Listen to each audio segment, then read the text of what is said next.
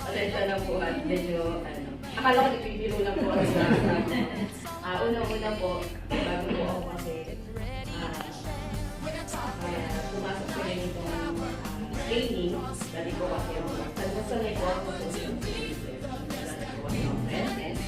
Siyempre nakasanayin natin. So, ano lang sa amin.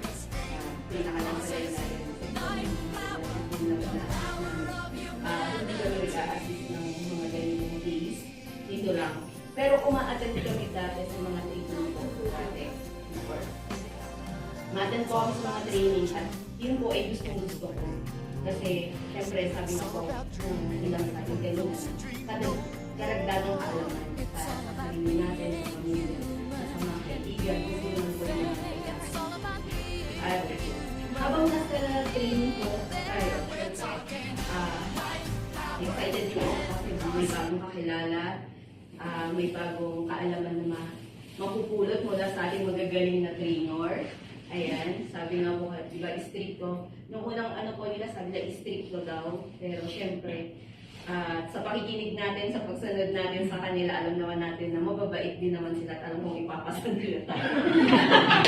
Ayun po, naman, papasalamat din po ako kay Ma'am Ella. Bigyan niya tayo ng pagkakataon para po dito.